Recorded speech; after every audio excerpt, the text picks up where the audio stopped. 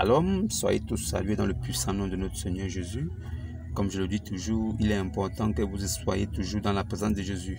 Alors, les personnes qui n'ont pas souvent le temps de prier, je vous conseille d'invoquer toujours le nom de Jésus dans votre vie. Seigneur Jésus, Seigneur Jésus, Seigneur Jésus. Je sais que c'est toi le bon berger. Je sais que tu es au devant de toutes choses dans ma vie.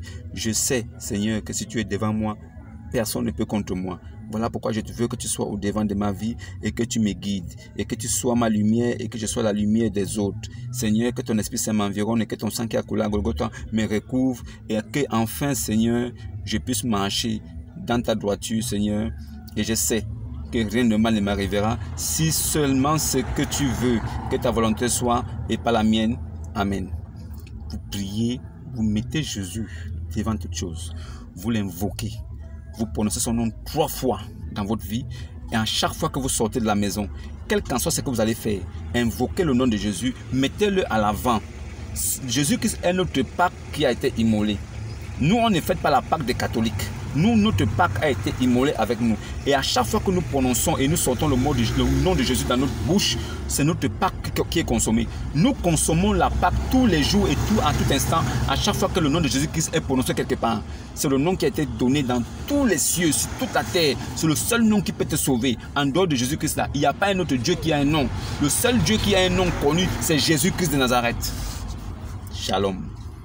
Que la paix vous visite et que le salut aussi vous visite. Sachez aussi que la paix et le salut là sont adressés aux vivants. Si tu es déjà mort, c'est même pas la peine. Paix et salut, c'est pour les vivants. Tu es mort, ça va. Paix et salut, c'est pour ceux qui vivent. Si tu es mort, c'est bon. C'est un détail. Sachez aussi que la polygamie est de Dieu. La polygamie est de Dieu. Mais comment est-ce qu'on consomme la polygamie? La polygamie, ce n'est pas du brigandage sexuel. Ce n'est pas du forcing. La polygamie, c'est d'un commun accord avec la première. Ça veut dire que on veut prendre une seconde femme, mais on voit la première, on en parle pour aller prendre la deuxième. Mais ça, c'est dans la polygamie. En fait, c'est à l'intérieur de la polygamie. Mais la polygamie même, concernant l'homme, c'est pour des gens qui ont des moyens. Si l'homme n'a pas de moyens, c'est même pas la peine qu'il s'en approche. La polygamie, c'est pour des gens qui ont de l'argent, qui sont capables de continuer à s'occuper de la première femme comme avant, sans rien changer, et de prendre une deuxième et de mettre près de lui et faire la même chose. Alors pour ça, il faut d'abord, 1, avoir les moyens. 2, être fort au rein. 3, être endurant. 4, avoir beaucoup d'énergie. 5, être un père, un frère, un grand-père pour ces 2 femmes. 6, chercher à connaître Dieu. Connaître Dieu, le plus important, c'est de le connaître. Chercher sa face premièrement. 7, vivre dans la droiture de l'Éternel. Quand vous réussissez à réunir tous ces 7 petites caractéristiques-là, si vous les embrassez bien, vous pouvez être polygame. Et si vous êtes polygame, ce n'est pas la femme qui doit souffrir parce que vous êtes polygame. La femme que vous êtes allé prendre en premier lieu là, elle ne doit pas souffrir parce que vous êtes polygame. C'est celle qui vient après là aussi qui doit venir la respecter et se mettre à sa place. Chacune des 2 respecte son couloir, mais la deuxième doit savoir que la première qui est là, je la respecte parce qu'elle est là avant moi. C'est l'ordre hiérarchique. Chacun s'aligne à sa place. Chacun a son numéro. La première est la première. La deuxième vient l'aider. Et c'est toi l'homme qui régit tout. La paix et le salut sera dans ce foyer. Pourquoi? Parce que la première femme ne sera pas frustrée. Parce que tout ce qu'elle a toujours eu, elle continuera à l'avoir. La deuxième aussi viendra pour avoir sa part. Parce que vous avez les moyens. Alors, vous avez la bénédiction de Dieu. Soyez polygame. Dans le cas contraire, arrêtez ça. La polygamie, c'est pour des gens qui ont des moyens. Si vous n'avez pas de moyens, laissez tomber. Voilà. Maintenant, entre l'homme et la femme, qui doit décider de le régime, monogamie ou polygamie? Madame, c'est à vous que je m'adresse. N'oubliez pas que Christ est le chef de l'homme. L'homme est le chef de la femme. Alors, si vous voulez transgresser ça, en disant qu'aujourd'hui, nous sommes dans un monde, oh non, l'émancipation, oh, si vous voulez transgresser ça, alors mariez-vous selon les hommes. Et quand vous souffrez là-bas, ne vous plaignez pas. Je ne veux pas entendre la bouche des femmes. Et il me donne la tête. C'est vous qui avez décidé de vivre selon la polygamie, selon les hommes. Le mariage selon les hommes entraîne toujours des souffrances. Mais si vous vous mariez, la polygamie selon Dieu, alors il y a des préceptes que l'homme doit respecter. Si l'homme respecte ça, s'il dit régime polygamie, madame, tu dis amen. Tu ne souffriras pas de ça. parce que tu sais que ton homme connaît Dieu, il a du respect pour Dieu, il a du respect pour les saintes écritures, alors un homme qui craint Dieu ne pourra pas te faire du mal parce qu'il sait que si il te prend comme femme, tu deviens sa chair. De toute façon, il se traite lui-même. De toute façon, il prend soin de lui là. C'est comme ça qu'il prendra soin de toi. Donc, tu n'as rien à craindre. Au contraire, tu dois remercier Dieu parce que trouver un tel homme, c'est rare. Le régime là, c'est l'homme qui choisit. S'il veut être polygame, ça n'engage que lui. S'il a les moyens, ce n'est pas la femme qui décide. Oh non, je veux être polygame. Oh, s'il ne veut pas monogamie, je refuse. Madame, s'il ne veut pas monogamie, tu refuses. Ce n'est pas devant lui que tu pêches, mais tu pêches contre Dieu. Tu es une bâtarde. Toi, tu ne connais pas Dieu. S'il dit que c'est régime polygamique qu'il veut, laisse. Ça ne t'engage pas. S'il veut prendre 5-6 femmes, laisse. Tant qu'il s'occupe correctement de toi et qu'il craint Dieu, ça va. C'est de ça qu'il s'agit. Maintenant, est-ce que le vin est une mauvaise chose? Qui a dit que le vin est une mauvaise chose? Il y en a qui disent que le vin c'est une mauvaise chose. Manger viande de porc aussi c'est une mauvaise chose. Est-ce que vous savez que les interdictions de manger de la viande là, dans l'Ancien Testament là, il n'y avait pas que seulement porc dedans? Allez-y bien lire vos Bibles. Vous allez voir qu'il y avait le porc, il y avait la biche, il y avait l'antilope, il y avait beaucoup d'animaux qu'il ne fallait pas manger. Pourquoi vous avez commencé à remanger des autres animaux, mais c'est porc que vous avez attrapé pour dire que non, vous ne mangez pas? Quoi? Parce que Dieu a dit que non, le porc qui a la corne fourchue. Vous avez déjà vu la corne, un porc avec la corne fourchue? Vous avez déjà vu ça un jour? Depuis que vous, musulmans, là, vous vivez là, est-ce que vous avez déjà vu un porc avec la corne fourchue? Vous avez vu ça? C'est-à-dire qu'un porc qui a les cornes comme ça, voilà fourchu. Fourchu, c'est deux là, comme une fourchette. Vous avez déjà vu un porc qui a corne fourchue? Vous, musulmans? C'est de ça qu'on dit qu'il ne faut pas manger. Mais qu'est-ce qu'on veut dire quand on dit qu'il ne faut pas manger le porc qui a la corne fourchue? Est-ce qu'on parle de manger physique? C'est spirituel. Est-ce que ça là vous comprenez aussi? La Bible et la Torah dit manger de tout ce qui s'y trouve dans le marché. Jésus a dit manger. Les apôtres ont dit manger de tout ce qui s'y trouve. Et je vous rappelle en passant que les apôtres et Jésus est venu avant Mohammed. Donc ça veut dire que c'est ce qu'il a laissé là. Que Allah a dit que le Coran descend pour confirmer les livres avant lui. Donc si le Coran descend pour confirmer les livres qui étaient là avant, ça veut dire que le Coran doit accepter, Allah et Mohammed doivent accepter, et les musulmans doivent accepter que oui, ce que la Bible a dit là est vrai. Donc mangez de tout ce qui se trouve dans le marché sans vous acquérir de rien. Car la terre est à l'Éternel. La terre et tout ce qui se trouve appartiennent à Christ. Donc il nous a dit de manger tout ce qu'on veut. Sauf si tu es allergique. Sauf si tu n'as pas envie, sauf si ce n'est pas bon pour toi, sauf si tu n'apprécies pas. Tu peux ne pas apprécier, tu ne manges pas. Mais ne condamne pas en disant que c'est un péché. Non. Tu ne manges pas, d'accord. Mais ne condamne pas. Jamais. Si tu condamnes, alors ça veut dire que tu condamnes Dieu. Alors ça veut dire que tu blasphèmes contre le Saint-Esprit. Celui qui blasphème contre le Saint-Esprit, il est coupable d'un péché impardonnable. Impardonnable. Si vous ne pouvez pas boire du vin, dites que vous ne voulez pas parce que ça ne vous sied pas. Il n'y a pas de problème. Mais ne dites pas que le vin est une mauvaise chose, que Dieu interdit ça. Ne dites pas que Dieu a dit quelque chose alors qu'il n'a pas dit. Le vin, c'est une bonne chose. À consommer avec modération. C'est écrit dans les bouteilles. Quand vous lisez la bouteille en bas, là, c'est écrit là. Tout ce qui est nuit, tout ce qui nuit au corps est à consommer avec modération. Même ceux qui fument. Beaucoup de musulmans fument. Moi, je les vois. La plupart des gens qui fument, c'est les musulmans. Mais ils fument. C'est écrit quoi? À consommer avec modération. Sur le paquet. L'abus de la cigarette tue, à consommer avec modération. Pourquoi? Parce qu'ils savent que c'est des produits qui plaisent aux gens, mais il y a aussi un mauvais côté sombre derrière. Voilà pourquoi ils disent que à consommer avec modération, pour que si vous tombez malade de ça, ça ne les engage pas. Ils vous avaient prévenu. Ça, c'est un détail. Maintenant, est-ce qu'il est permis à l'homme de répudier sa femme pour cause d'infidélité? Qu'est-ce qu'on appelle infidélité? Pas parce qu'elle m'a trompé, non. Une femme qui n'est pas soumise, une femme qui est impolie, une femme qui ne respecte pas les commandements de son mari, alors celle-là peut être chassée. Une femme qui est dans un foyer, un homme est venu te prendre et te mettre dans son foyer pour dire que tu es sa femme. Tu es une aide. N'oublie pas que tu as été tiré de sa côte. Tu n'as pas été formé comme Adam. L'homme, lui, il a été formé comme Adam. L'homme a été formé. L'homme, c'est la formation. La femme est tirée de l'homme.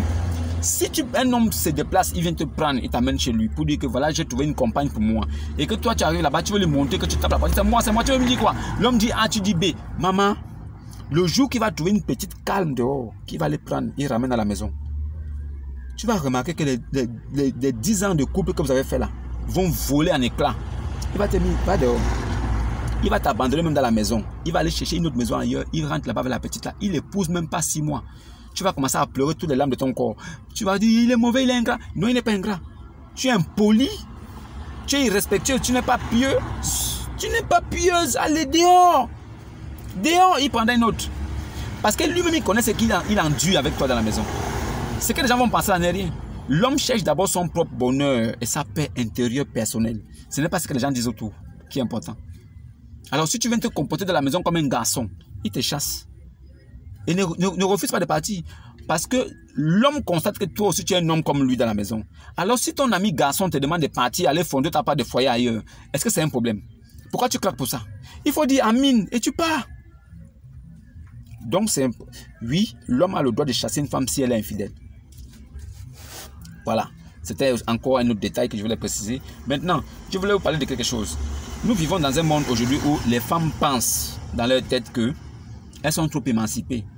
Vous allez entendre les termes comme aux femmes battantes, aux femmes indépendantes. Je ne vais pas rentrer dans les détails. Femme indépendante, femme battante. Nous tous on connaît ça. On connaît comment cette femme battante finit. Si tu termines ta vie sur cette terre sans porter le nom d'un homme, tu es une battante. Tu es censé te marier. Les femmes battantes, femmes, c'est des bêtises. Il faut arrêter ça. Une femme, sa place, c'est au foyer, avec son mari, ses enfants. Voilà le bonheur pour la femme. Ne me dites pas que vous n'avez pas besoin d'un homme. Vous êtes indépendante. C'est du folklore, c'est du mensonge, c'est du leurre. La vérité, c'est ça. Si vous respectez vraiment ce que Dieu a dit là, ce que Dieu a établi, vous devez comprendre que vous devez trouver un homme et vous deviez faire des enfants. Voilà pourquoi Dieu a dit que la femme, Dieu n'a pas oublié que ce n'est pas la femme que le péché est rentré dans la terre. Hein. Mais il a dit qu'elle sera néanmoins sauvée en devenant mère et en persistant sur la droiture de l'Éternel. Ça veut dire que la femme là, son sauvetage là, c'est en devenant mère et après en persévérant dans la droiture de l'Éternel. On n'a pas dit d'aller faire les enfants avec les inconnus dehors. Va faire un garçon. Oh non, je l'aime. Je fais un enfant avec lui. Non. Maman, gardez vos ventres là pour vos maris. Maintenant, si les désirs sexuels sont montés à la tête et que vous ne supportez pas, ça veut dire que vous éprouvez toujours le besoin d'avoir un petit ami qui doit toujours vous draper, qui doit toujours être avec vous pour vous secouer parce que vous aimez ça. Il n'y a pas de problème. Mais faites la part des choses. Si vous êtes déjà rentré dans ça et que l'homme vous trouve, vous n'êtes pas vierge, ce n'est pas le mariage. C'est négociation. Le mariage est pour des femmes vierges. Si tu es vierge, on peut parler de mariage. Mais si tu n'es pas vierge là, c'est négociation avec ton mari. C'est tout. Ça, il n'y a pas de débat dessus. C'est comme ça. Donc, vous ne pouvez pas vous mettre avec des hommes. Vous n'êtes pas encore marié, comme on dit marié là. Ça veut dire que ce n'est pas l'homme qui est connu de tes parents comme ton mari. Ça veut dire que tu forniques déjà avec lui. Tu couches déjà avec lui. Qui est d'abord quelque chose qui est d'abord interdit par la Bible. Mais après ça, tu fais encore l'enfant avec lui. Et après ça, vous vous séparez, chacun prend sa route. Non. Non. Si tu couches déjà avec lui, arrête-toi là. Attends au moins d'être honoré par ce monsieur devant tes parents. Et il te prend maintenant en mariage chez lui. Maintenant, tu lui offres ton ventre pour en faire des bébés. C'est comme ça que ça se passe. C'est comme ça que ça devait se passer. Arrêtez de nous faire les enfants. Vous êtes encore des petites filles, mais vous nous faites des enfants là dehors partout. Parce que vous dites que vous êtes amoureuse. Mariez-vous d'abord, après faites des enfants. Oui, on sait que vous avez des désirs charnels qui sont excessifs. Ok. Mais vous pouvez continuer à forniquer, mais sans faire des enfants. Est-ce que vous êtes obligé de faire des enfants là? Dans la fornication, est-ce que vous êtes obligé de faire des enfants? Quand vous serez marié, après maintenant vous faites des enfants. Marié selon les hommes. Hein? Parce que devant Dieu là, c'est le premier homme avec qui tu as couché là, madame, qui est ton mari. Monsieur, la première femme avec qui tu es sorti là, c'est ta première femme. Le reste là, ce sont tes femmes. Donc l'homme, la plupart des hommes comme nous là, qui avons vraiment connu Dieu plus en retard là, nous sommes des polygames. Je ne peux pas compter le nombre de femmes que moi j'ai déjà. Selon Dieu, j'ai beaucoup de femmes. Mais les femmes là, si elle a connu un homme avant de venir me connaître, elle est adultère.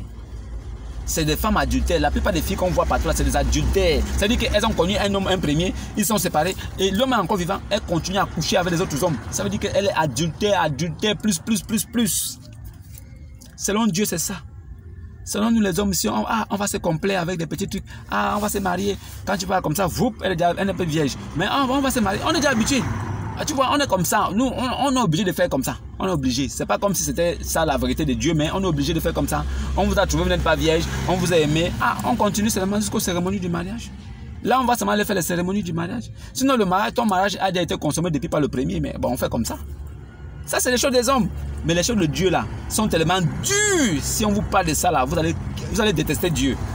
Voilà pourquoi les gens préfèrent aller voir les faux pasteurs là, parce qu'ils vont les mentir, les dire des choses qui vont les arranger. Mais si quelqu'un vient vers Dieu pour écouter la véritable parole de Dieu, il sera très déçu. Il verra que sa vie n'est qu'un ramassis de caca. Il a chié partout sur son corps. C'est de ça qu'il s'agit. Femme, vous ne pouvez pas vouloir qu'un homme s'occupe de vous. Il vous blanchit, il vous nourrit. Et vous, vous ne faites rien pour lui. C'est pas possible. Si vous voulez qu'un homme prenne soin de vous, vous devez en prendre soin aussi. Si vous ne prenez pas soin d'un homme, mais vous voulez son argent, vous voulez qu'il s'occupe de vous, il vous donne de son argent, et que vous ne faites rien pour lui. Mais la question qu'il va vous poser, c'est: ah, maman, bon, d'accord, je vais m'occuper de toi, je vais faire tout ce que tu me demandes, mais toi, qu'est-ce que tu feras pour moi? Qu'est-ce que tu feras pour moi? Si je m'occupe de toi, toi, tu feras quoi pour moi? Rien. La femme n'a rien à faire pour l'homme. La seule chose que la femme a, c'est son sexe, ses fesses et ses seins. La seule chose qu'une femme a, c'est sa bouche qui parle beaucoup, ses fesses, son sexe et ses seins. C'est tout. Ah, vraiment, comme tu m'apprécies, vraiment, mais quand on apprécie une femme, on prend soin d'elle, non? Ok. Donc, quand on apprécie une femme, on prend soin d'elle, d'accord. Mais quand on prend soin de cette dernière-là, mais qu'est-ce qu'elle aussi elle fait pour nous, non? Oui, d'accord. Quand on apprécie une femme, on prend soin d'elle, non? Ok, c'est vrai, tu as raison. Mais si je prends soin de toi, qu'est-ce que toi tu feras pour moi? Qu'est-ce qu'en retour, toi tu feras pour moi? Tu peux répondre à cette question? Tu ne pourras pas répondre. Parce que la seule chose qu'une femme peut te répondre à cette question, c'est: je vais venir dormir chez toi. C'est tout. Quand tu t'occupes d'une femme là, souvent quand elle se rend compte que tu fais beaucoup là, elle vient souvent dormir de temps en temps. Parce qu'elle sait que ce n'est que la seule chose qu'elle peut offrir. C'est la seule chose. Donc, arrêtez ça. Arrêtez ça. Respectez-vous, femmes. Femmes d'aujourd'hui. Femmes émancipées d'aujourd'hui. Maudites. Femmes maudia de notre temps. Revenez à la doctrine de Christ. Arrêtez votre vagabondage sexuel que vous faites là. Vous avez 5-6 gars dans le téléphone. Vous partagez vos sexes. Oh non, lui là, il s'est déjà trop occupé de moi. Je m'avais donné un peu le sexe. Ça veut dire que la femme, c'est quand elle sent que tu as beaucoup dépensé pour elle. Pour te permettre, ça veut dire que pour te motiver à continuer. Oh non, depuis là, comme il m'a beaucoup aidé, mec. Depuis là, comme je le fuis, il a arrêté. Bon, je veux quand même aller dormir chez lui 1 fois, 2 fois. Comme ça va le motiver. Il va recommencer à donner. C'est tout. C'est comme ça. C'est le monde dans lequel on vit. C'est le monde dans lequel on vit. Vous n'avez pas compris quoi? Shalom et à demain.